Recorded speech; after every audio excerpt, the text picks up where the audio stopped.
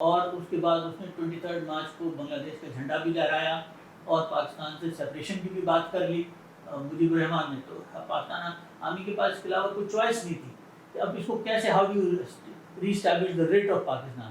اس writ کو establish کرنے کے لیے یہ آپریشن سرچ لائٹ کو پلان کیا گیا اور آپریشن سرچ لائٹ لانچ کیا گیا.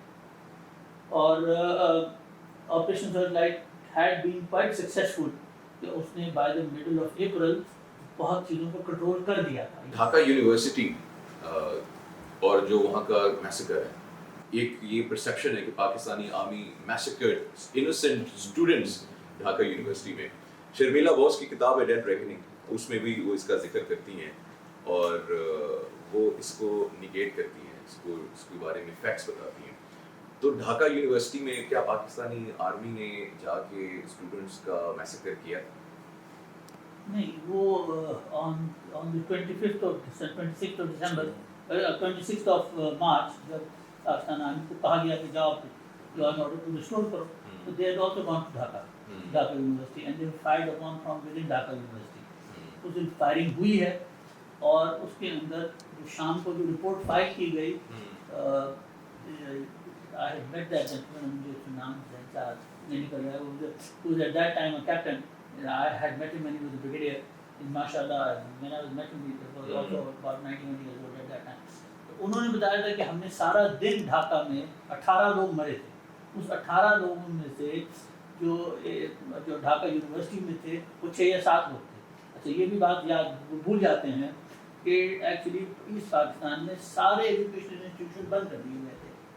On 15-16 of March, they were all closed. So there was nobody there. جب یہ لڑکیوں کے ہاسٹل میں گھس گئے اور وہاں پہ بھی حرم زدگی ہوئی, وہ نہیں ہوا کیونکہ وہ ہاسٹل میں تو بچیاں تھیں نہیں, تو یہ تو سب بند کر دیا گیا تھا. اچھا, یہ صرف جو کچھ عوامی نیند کے مسکرینٹس تھے ان سائڈ ڈھاکہ یونیورسٹی جنہوں نے فائرنگ کی تھی, اس کا جواب پاکستان آرمی نے دیا تھا. اور جیسے میں بتا رہا ہوں, اس دن سارے دن میں جب انہوں نے وہ فلیگ مارچز کیے اور لا اینڈ آرڈر ریسٹور کیا, تو ٹوٹل شام تک 18 لوگ مرے تھے. تو میسیکر کی تو کوئی بات ہی نہیں ہے. میں آپ کی خدمت میں یہ کہہ رہا ہوں کہ یہی چیزیں تھیں جن کو ہمیں کلیئر کر دینا شروع کر دینا چاہیے تھا 1972 میں. 73 میں ہمیں کر دینا چاہیے تھا, مگر ہم نے اس طرح توجہ ہی نہیں دی. سر, ایک اور جو ہے جو کہ اس چیز کو ایکسپلین کرتی ہے کہ after the liberation of Bangladesh یا پاکستان کو ڈیوائڈ کر لیا انہوں نے successfully, Indian forces did not leave Bangladesh. On repeated request of the Bangladeshi government, Indian forces refused to leave Bangladesh. کیا انڈیا کا ایکسپینشنسٹ آئیڈیا یہی تھا کہ الٹیمیٹلی جو ہے ہم بنگلہ دیش کو پاکستان سے توڑ کے, ایسٹ پاکستان کو پاکستان سے توڑ کے یہاں پہ قابض ہو جائیں اور اس کو بھارت کا حصہ بنا لیں؟ نہیں, ان کے لیے آپ کی انفارمیشن غلط ہے کہ وہ اس پاکستان سے جانا شروع ہو گئی تھی اور وہ چلی بھی گئی تھی اور انہوں نے ساری چیزیں ہینڈ اوور کر دی تھی to the various small armies that Sheikh Mujibur Rahman had been able to create. انہوں نے ہینڈل کر دیا تھا, مگر شیخ مجیب الرحمان کی خود لیننگ ٹورڈز انڈیا بہت تھی. تو اور جب وہ ویسٹ پاکستان سے ان کو جب چھوڑا گیا تھا, جنوری 10th he arrived, 8th اور 6th کو چھوڑا گیا تھا, 10 جنوری 1972 کو یہ arrived in ڈھاکہ. اور اس وقت وہاں پہ انڈین فوج تھی ان جنوری, دسمبر میں فال ہوا ہے نا, تو وہ مگر بائی فیبرری مارچ فوج خالی کر کے انہوں نے ہینڈ اوور کرنا شروع کر دیا تھا. اور Mukti Bahini was in full force. Actually Indian army was replaced by Mukti Bahini because وہ تو پھر بھی ٹرین تھے, اور جو بنگالی فورسز تھیں, آرم فورسز تھیں, وہ بہت تھوڑی تعداد تھی کیونکہ انہوں نے تو ایسٹ بنگال رائفل اور ایسٹ بنگال ریجیمنٹ بھی دونوں مور اور لیس ختم ہو گئی تھی. تو وہ تو ساری کی ساری آرمی کو دوبارہ ریز کیا گیا. ان کا خیال یہی تھا کہ ہم نے جو بنگلہ دیش کو کریٹ کر لیا ہے یہ will always remain friendly to India. So therefore our eastern borders will be always safe. And the peace treaty جو 71 کے بعد ہوئی تھی 25 years کی, شیخ مجیب کی that was in 1974. 74 after February 1974. اس میں نہیں سوری ایک دو اور میں دو چیز 72 سر. وہ ایک تو جو ہے وہ پیس ایگریمنٹ ہے between Pakistan India and Bangladesh, which is in 1974. اس میں تینوں ملکوں نے یہ ایگری کیا کہ جو کچھ بھی مشرقی پاکستان میں ہونا تھا وہ ہو گیا ہے, let's forgive and forget and let's move on.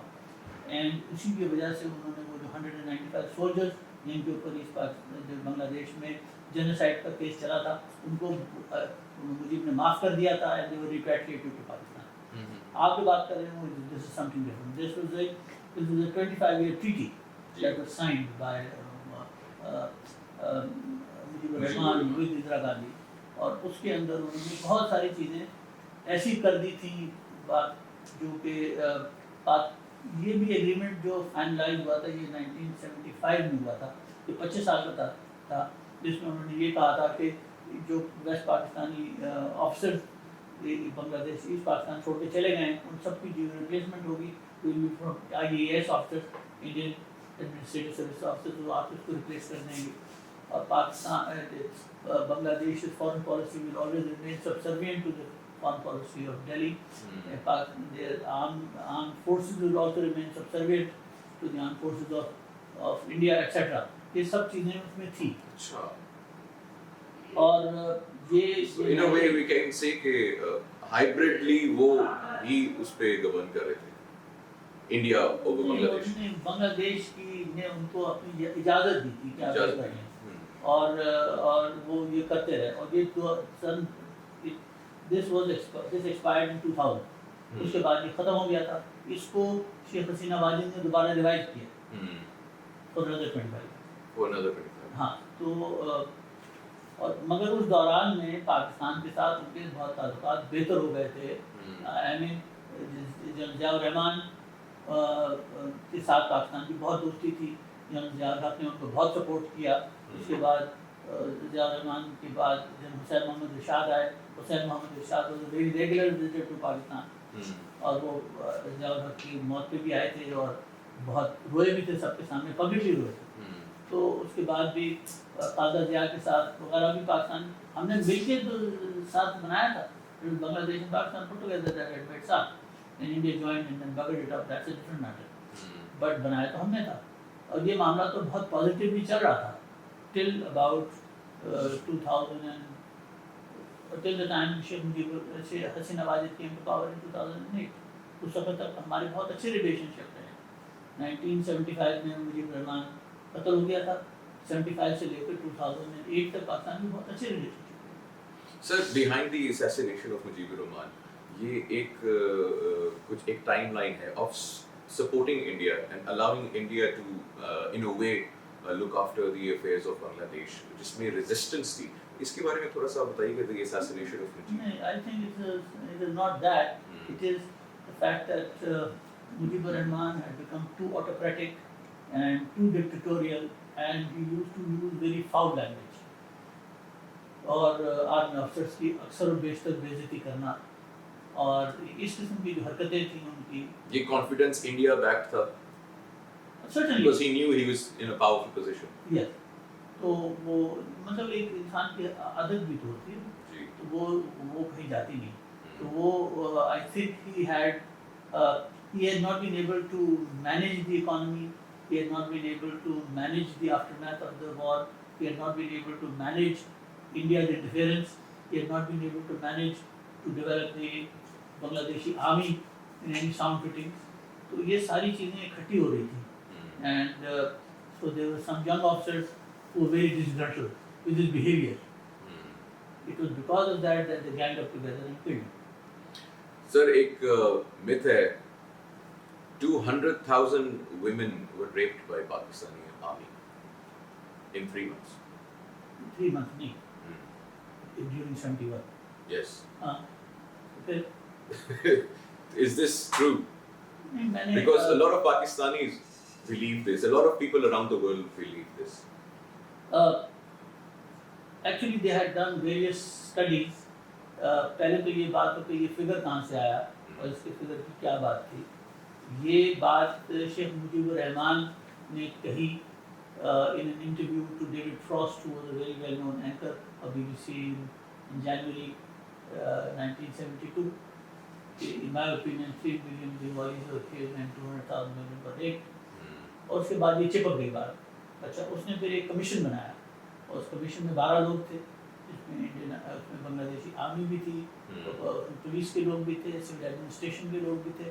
ان کو یہ کہا کہ یہ پتہ کر کے بتاؤ مجھے کہ کتنے لوگ مرے اور کتنی عورتوں کی بے حرمتی ہوئی.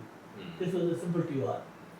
تو from January, this was established on January 26, 1972 till August they could not find any single mass grave. تو انہوں نے کہا یار یہ تو بڑی مصیبت پڑ جائے گی, how will we handle it? Mujeeb Rahman who actually was very fond of losing temper and then using foul language, تو اس کو کیا کریں گے؟ تو انہوں نے ایک اخبار میں اشتہار دیا, ڈان, ان کے جو مین اخباروں میں, ڈان وہاں پہ اس پاکستان میں, بنگلہ دیش میں سوری, اور اس میں انہوں نے کہا کہ بھئی اب نے بتائیے کہ جو واقعے کے کتنے لوگ مرے ہیں. The total complaints that they got was 25,000. 25,000. Sorry, it's 8,642. 8,642 complaints ہیں, جس کے اوپر ہر بندے کو انہوں نے 1,000 ٹکا دیا. جو آپ کی کمپلین کرے گا اس کو ہم 1,000 ٹکا دیں گے. تو total complain that they had was 8,650 or something. میں نے فگر مجھے 8,600 something like that. تو انہوں نے اس کے اوپر کہا کہ چلو اس کو انہوں نے راؤنڈ آف کیا 25,000. پھر انہوں نے کہا کہ نہیں یہ بات بنے گی نہیں, تو اس کو راؤنڈ آف کر دیتے 50,000. اور عورتوں کا کیا کریں, اس کے اوپر انہوں نے کہا کہ ہم 3,000 ٹکا دیں گے. So everybody who comes and complain. The total complaint they had was 2,650. یہ مجھے سنا ہے 2,650. تو انہوں نے کہا کہ 2,650 کو کیا کریں, تو انہوں نے اس کو پھر 25,000 کی and presented this report on the, I'm not wrong, I think the 10th of August. So the commission ji jo report hai, it was not published. It was not published, but it was available. There is a book by, uska naam hai The Myth of the 3 Million by Muneem, Abdul Muneem. تو اس میں یہ ساری detailing بہت detail میں سب چیزیں موجود ہیں. یہ ادھر بنگالی پیسٹ میں ڈھاکا, انہوں نے یہ کتاب اسی وقت لکھی تھی اور اسی کمیشن کی رپورٹ میں سے لیا تھا سب کچھ. تو یہ میرا خیال ہے اگست کی 20th کو پیش کی گئی مجیب الرحمان کو. He was very annoyed. He read the report, he threw it at them. میں نے تم سے کہا تم 3 لاکھ ثابت کرتے, 30 لاکھ ثابت کرو, 30 لاکھ کی جگہ آپ 3 لاکھ کر دیتے, چلو 3 لاکھ بھی نہیں کیا, تم کیا 50,000 کی بکواس کرے. میں نے کہا تھا 2 لاکھ عورتوں کو ثابت کرو, تو 2 لاکھ کو 1 لاکھ کر دیتے, 50,000 کر دیتے, یہ 25,000 کا کیا فگر ہے. تو آئی مین اچھا یہ جو فگرز ہیں یہ شرمیلا بوس نے بھی, جو شرمیلا بوس کی اور میری میتھڈالوجی میں بہت بڑا فرق ہے. شرمیلا بوس از اے بنگالی, شی از اے گرینڈ ڈاٹر آف سبھاش چندر بوس, اور یہ وہاں بنگلہ دیش میں 4-5 سال رہی ہیں اور یہ لوگوں سے ملتی رہی, اور انہوں نے تو پرائمری ڈیٹا جمع کیا, اور پرائمری ڈیٹا کی بیسس کے اوپر انہوں نے یہ کہا ہے کہ تقریباً 40-50 ہزار لوگ شاید مرے ہیں اور تقریباً 2-2.5 ہزار عورتوں کے ساتھ زیادتی ہوئی. Which was done by Mukti Bahini Indian Forces. وہ ہمیں نہیں پتا, بٹ یہ بات جو انہوں نے بھی کہی ہے اور ہو سکتا ہے کہ انہوں نے بھی کی ہو. انہوں نے اپنی بک میں لکھا ہے کہ how can 34,000 troops rape 200,000 women. یہ تو میں نے کہا, یہ انہوں نے بھی کوٹ کیا ہے اس چیز کو. سر یہ جو رپورٹ ہے, میں شیخ مجیب الرحمان کے بارے میں ایک سوال پوچھنا چاہ رہا ہوں کیونکہ ان کو پریزنٹ کیا جاتا ہے ایز اے ہیروئک فگر, اور انہوں نے یہ رپورٹ روک دی, اس کو پبلک نہیں کیا, جو کمیشن کی رپورٹ بنائی تھی on the 3 million people massacred, 200,000 women raped. How do you see Sheikh Mujibur Rahman? Was he a hero? شیخ مجیب الرحمان نے اپنا کیس جو جس طریقے سے انہوں نے اس پاکستان میں لڑا تھا اور اس پاکستان میں اتنی سیٹ لی تھی, اس کے اندر بھی انڈیا کے ان کو بہت سپورٹ حاصل تھی, اور انڈیا نے انشور کیا تھا کہ ان کے خلاف کوئی کھڑا بھی نہ ہو سکے, اور جو کھڑا ہو رہا تھا اس کے ساتھ بہت بری ہو رہی تھی, اور ان کو تقریر نہیں کرنی دی جا رہی تھی. عوامی لیگ میں اسٹوڈنٹ جاتے تھے اور بے انتہا ٹربل کریٹ ہوتا تھا, اور وہاں پر بھی بیلٹ باکسز اسٹف کیے گئے تھے جو کہ دسمبر کے اندر جو الیکشن ہوئے تھے اس میں, اور اس کے اوپر justice Sattar who was the election commissioner at that time had actually written to Yahya Khan کہ آپ اس الیکشن کو نل اینڈ وائڈ کریں کیونکہ اس میں بہت گڑبڑ ہوئی ہے. پر جایا خان اس نے اس کو نل اینڈ وائڈ نہیں کیا اور وہ بات گڑبڑ سے گڑبڑ ہوتی چلی گئی. اگر اس کو اسی وقت سمجھ لیا جاتا, اگر طلاق کیس کے اندر شیخ مجیب الرحمان کو پھانسی دی جاتی, اس کے بعد 1970 کے الیکشنز کے اندر جو گڑبڑیں ہوئی تھیں ان کو اون اپ کر لیا جاتا اور کہا کہتے یار اس کا الیکشن دوبارہ کرا لو, اگر اس کی اتنی سیٹیں آئی ہیں تو دوبارہ دیکھ لیتے ہیں کتنی سیٹیں آئیں گی. But Bhutto was in such a desperate hurry to get rid of کہ اس پاکستان سے میری جان چھوٹے تاکہ میں پاکستان کا پریزیڈنٹ بنوں, تو اس نے نہیں ہونے دیا. حالانکہ یہ بات پکی بات ہے کہ اس میں بیلٹ باکسز اسٹف کیے گئے تھے. For Mujib. Yes, for me. And India was doing all of this thing. And they were supporting with a lot of money, with a lot of support. سر ایک جیسے ایز اے پاکستانی یہ میں ساری باتیں سن کے مجھے ایک سوال جو ہے نا میرے ذہن میں آ رہا ہے, میرے خیال سے ہر پاکستانی کے ذہن میں آ رہا ہوگا کہ this plan started 58 from the law in India کہ we have to break Pakistan. 71 میں this succeeded. تو ہمارے کیا failures تھے at that time? Were we unknown to all of these happenings? I would not say that. In fact, Pakistan میں یہ failure جو 1958 میں تو مجیب الرحمان کی ملاقاتیں شروع ہوئی ہیں, یہ پاکستان میں یہ پھٹا تو 1948 میں ہو گیا تھا جب قائد اعظم نے وہاں پر یہ کہا تھا کہ Urdu would be the national language of Pakistan. Bengali is a very old language, very well developed language. اس کا لٹریچر ہے, اس کے ڈرامے ہیں, میوزک ہے, شاعری ہے, بہت ہے. اردو تو 300 سال پرانی زبان تھی, وہ تو ہزاروں سال پرانی زبان. تو they were very unhappy with that. اور اس کے بعد وہاں پہ بنگالی لینگویج موومنٹ شروع ہوئی جس کے اندر we mishandled it اور ہم نے وہاں پہ بندے مارے اور اس کے بعد وہ شہداء کا مینار بھی بنا. اچھا یار یہ کیوں نہیں کیا کہ 48 میں قائد اعظم کا جب شاہ کا انتقال ہو گیا تو اس کے بعد یہ کہہ دیتے کہ Bengali would also be the national language of Pakistan. You can have two national languages. کیا مصیبت تھی؟ نہیں کیا. یہ معاملہ چلتا گیا اور اس سے وہاں پر anti Urdu anti west Pakistan feeling develop ہوتی گئی. انڈیا نے اس کو فلی فیول کیا, ایکسپلائٹ کیا اور پاکستان گورنمنٹ واز ویری فل, ہم نے نہیں کیا. اٹ واز ان 1956 جب کے اندر جو ہماری سیکنڈ کانسٹیٹیوشن پہلی کانسٹیٹیوشن آئی اس کانسٹیٹیوشن میں یہ پاکستان نے کہا کہ yes Bengali would also be second language of Pakistan. تو میں یار اتنے سال لگا دیے اور اتنے سالوں میں اتنا موقع دیا. اچھا تو اس کے بعد انہوں نے انڈیا کو بہت موقع مل گیا تھا اور انہوں نے وہاں پہ اپنے دوست بھی بنا لیے تھے. شیخ مجیب الرحمان جیسے لوگوں کو پکڑ بھی لیا تھا اور ان کے ساتھ دوستیاں بھی کر لی تھیں اور so on and so forth. Sir two nation theory, ابھی جسے انڈیپینڈنس کی بات ہو رہی ہے, کریشن آف پاکستان کی, اور ہر جو موومنٹ تھی وہاں سے جو ہے فیول ہو رہی تھی, Akhand Bharat versus the two nation theory. جو لبریشن ہوئی بنگلہ دیش کا یا پاکستان کا جو ہے, پاکستان ڈیوائڈ ہوا ایسٹ اینڈ ویسٹ, اس میں ایک ایجنڈا تھا to target and to eliminate the two nation theory. Do you think India failed in that? Although they divided Pakistan, but Bangladesh could not be subservient to them. No, I mean the two nation theory was not good.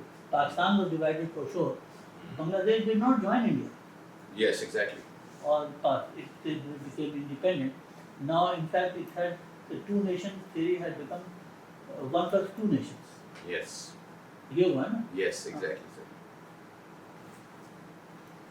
سر ابھی تھوڑا سا future اور present کے بارے میں دیکھتے ہیں سر, کہ اس وقت کے جو پاکستان کے بنگلہ دیش کے ساتھ جو ایک ڈیولپنگ ریلیشن شپس ہیں, and how do you see them, آپ کیسے بہتر کر سکتے ہیں مزید تعلقات east and west, Pakistan and Bangladesh, what should we do? I think Pakistan کی بہت پاسبلٹی ہے, آپ کے ٹریڈ کی بھی بہت پاسبلٹی ہے, جوائنٹ وینچرس کی بھی بہت پاسبلٹی ہے, جوائنٹ انویسٹمنٹس کی بھی بہت پاسبلٹی ہے, اور اس کے اندر ڈیفینس کا اکوپمنٹ بیچنے کی بھی بہت پاسبلٹی ہے.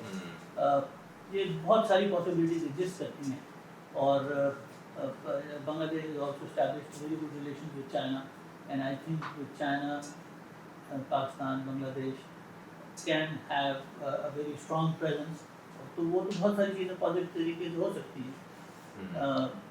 میری ان کے جو بات ہوتی رہی ہے وہ بہت سارے بنگالی سے یہ بھی میں نے کہتا رہا ہوں کہ یہ جو بات ہو رہی ہے کہ اس پر کہ ہمارا جو نیوکلیئر پروگرام ہے وہ بھی اویلیبل ہے بنگلہ دیش، اس کی باتیں نہ کریں. اس سے کوئی تک نہیں بنتی. پہلے آپ اسٹیبلش تو کر لیں، اپنے یہاں الیکشن تو کروا لیں، الیکشن کروا کے ایک لیجیٹیمیٹ گورنمنٹ تو آ جائے، اس کے بعد پھر دیکھیں گے. ابھی تو it is right now it's all everything is internal. So that's what I think.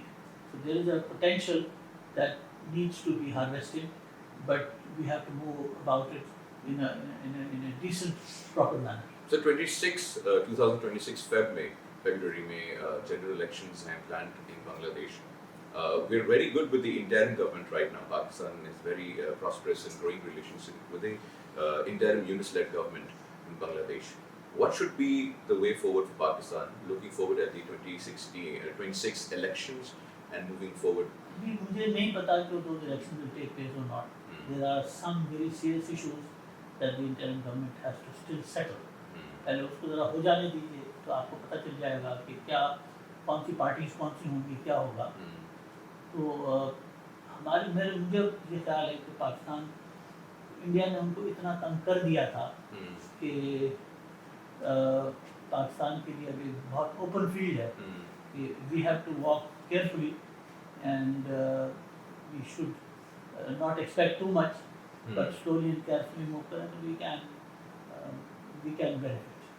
This question is کہ ایک پرسیپشن ہے کہ پاکستان مطلب ایٹ دیٹ ٹائم وہاں پہ کوئی ڈیولپمنٹ نہیں ہوئی ٹل 71 سنس 47 سے لے کے وی اگنورڈ اٹ. نہیں، لارجلی یہ بات کہی جا سکتی ہے مگر ڈیولپمنٹ ہوئی بھی ہے. ایسٹ پاکستان میں کوئی پراپر ایئرپورٹ نہیں تھا. ڈھاکہ کے ایئرپورٹ بنا، چٹگانگ کے ایئرپورٹ بھی بنا، وہاں پر کوئی ریور پورٹس نہیں تھے. وہ ریور پورٹس بھی پاکستان کے زمانے میں بنے. ان کے ہاں کوئی سڑکوں کا انتظام نہیں تھا، وہ سڑکیں بھی پاکستان کے زمانے میں بنی. وہاں we should remember this that east Pakistan جو east Bengal was the most neglected province of British India, most neglected. اور اس کو باقاعدہ برطانیہ نے تباہ کرنے کی پوری کوشش کی تھی اور کر بھی لیا تھا. 1757 میں آفٹر بیٹل آف پلاسی جب انہوں نے ایسٹ پاکستان کو، ایسٹ بنگال کو کیپچر کیا تو اس کے اوپر ایک دن میں ان کا جو ٹیکس تھا وہ increase from 10% to 70%. Agriculture tax 70%. And اس کے بعد ان کے بعد ایک کے بعد ایک فمین آتا رہا اور وہ ان کو وہ الاؤ نہیں کرتے تھے the agriculturist to grow paddy, grow rice, بلکہ اس کی جگہ آپ انڈیگو لگاؤ اور اوپیم لگاؤ، because they were exporting opium to China. تو مطلب اس قسم کی حرکتیں وہاں ہوتی رہیں. تو ان کا فزیکل انفراسٹرکچر بھی بہت ویک تھا، ان کے ہاسپٹل کا اسٹرکچر بھی بہت ویک تھا. کچھ تعلیمی ادارے تھے مگر اسکول لیول پہ بہت کم کام تھا. یہ سب کام پاکستان کے زمانے میں ہوا ہے. وہاں پہ کیڈ کالجز بھی بنے، وہاں پر ایگریکلچر یونیورسٹی بھی بنی، وہاں پہ انجینئرنگ یونیورسٹی بھی بنی. مطلب بہت ساری چیزیں تو ہوئیں اور بہت کچھ انڈسٹری بھی اسٹیبلش ہوئی. 50 سے زیادہ تو جوٹ ملیں بنی. اس کے علاوہ آپ کی فنچوگنس کی فرٹیلائزر فیکٹری، بہت ساری فیکٹریاں بھی بنی. 2500 سے زیادہ فیکٹریاں بنائیں ویسٹ پاکستان میں وہاں پہ. اور مگر اس کے اندر یہ حرکت ویسٹ پاکستانیوں نے کی کہ جو ویسٹ پاکستانی سارے ٹاپ مینجمنٹ بھی ہوتی تھی، مڈل مینجمنٹ ویسٹ پاکستانی تھی. They were only hired as class 4 servants and as labour. تو یہ اس کی ایک بنگالیوں میں ایک بہت اس کی نفرت بھی تھی. تو یہ آن ون ہینڈ ہم نے وہاں پر پاکستان کی پہلی اسٹیل مل بھی چٹگانگ اسٹیل مل بنی تھی. پاکستان کا جو پہلا کپتائی ڈیم بھی وہیں پہ بنا تھا. تو یہ چیزیں ہوئی ہیں مگر میں پھر بھی واپس آپ کے کیا تھا کہ جو ان کا جو ڈیو شیئر تھا وہ نہیں دیا گیا. ان کا جو فارن ایکسچینج ارن کرتے تھے primarily from the export of tea and jute, اس کا بھی 60% سے زیادہ تو ہم ویسٹ پاکستان میں استعمال کرتے تھے. Having said this, still there was some problem compared to what they were suffering before 1947. ہم نے اس کو تو کچھ بہتر کیا. Even during Ayub Khan's جو tenure تھا majority of the cabinet members were from West Pakistan. East Pakistan में Sorry, it's East Pakistan. शायद होंगे, मुझे अब मैंने उसको I don't remember, but उनकी कोई पावर नहीं थी, उनकी कोई पावर नहीं थी. When a dictator is running the thing, then nobody has any power. Still the names were included, we can say. थोड़ा सा तो बेहतरी थी वहाँ पे. Sir, past से थोड़ा सा future में connect करना चाहता हूँ. Past में जो मेरा सवाल है, that is कि the weaknesses of the government at that time, decision makers at that time, the soft state policy of that time caused the divide of Pakistan. And do you think we should have been a hard state at that time? We should have taken decisive decisions, immediate decisions. हमने तो उसे hard state उठते, तभी तो हमने उनकी government उनको national assembly की मीटिंग नहीं बुलाई. हम हार्ड स्टेट उठते थे. हमने ये अपने इलेक्शन कमिश्नर की बात नहीं मानी कि इलेक्शन चोरी हुए हैं तो इनको दोबारा कर दो. ये बेवकूफ़ियाँ तो हैं. और उसके बाद ये भी तो है ना कि आपने 3 दफ़ा उसको पोस्टपोन किया, तो उसके बाद गड़बड़ तो होनी थी. उसके बाद फिर हमने ऑपरेशन सर्च लाइट किया. ऑपरेशन सर्च लाइट के बाद ही मामले को किसी तरीके से सेटल, कोई पोलिटिकल, हमने तो मुजीबुर रहमान को गिरफ्तार करके वेस्ट पाकिस्तान ले आए और हमने वो कोई पॉलिटिकल सेटलमेंट करने की कोशिश ही नहीं की. We just शन्ड them.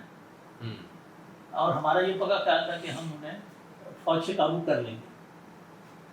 And forgetting that ये जो आपकी फौज कुछ भी कर लेगी, उसमें इंडिया की इतनी ज़्यादा हैवी इंटरफेरेंस है कि आप उसको नहीं कर पाएंगे. और यही हुआ भी. और उन्होंने पाकिस्तान को, क्योंकि वेस्ट पाकिस्तान को बिल्कुल काट दिया था because of the Ganga incident, तो और भी डिफिकल्ट हो गया ना जी. तो दैट वाज नॉट पॉसिबल कि आप पाकिस्तान को रिटेन कर पाता. So do you think the same operation जो इंडिया ने प्लान किया था 58 से या उसकी बैक से to divide Pakistan is still going on against Pakistan? Yes. BLA, TTP, using Afghan soils and terror camps and funding. They use Pakistani soil. They use Pakistani soil to create trouble in Balochistan. Sir, lastly, मैं चाहूँगा sir आप पाकिस्तान की government को अगर कोई पैगाम देना चाह रहे हैं या आवाम को पैगाम देना चाह रहे हैं, because Pakistan is still going on under the same war thread, information warfare हो रही है, हाइब्रिड वॉरफेयर हो रही है, टेररिज्म हो रहा है, सब कुछ Pakistan still going through all of it.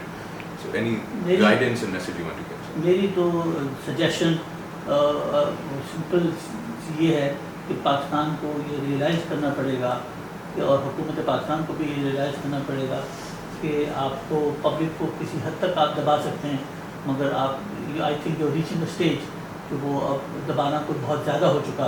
जो बलूचिस्तान में गड़बड़ हो रही है, जो KPP में गड़बड़ हो रही है, ये इससे पहले कि मार्शल लॉज में इतनी गड़बड़ नहीं हुई. उस ज़माने में अयूब खान के ज़माने में Balochistan was not hot, and और अयूब और याया खान के ज़माने में भी नहीं था, ज़िया के ज़माने में भी नहीं था, मुशर्रफ के ज़माने में नहीं था. अब Balochistan is very hot. And KP उस ज़माने में हॉट नहीं था, अब KP भी बहुत हॉट है. तो अगर हमने इन चीज़ों को हमें रियलाइज़ करना होगा और करना होगा कि ये कि after all human beings are human beings and they have right to govern themselves and to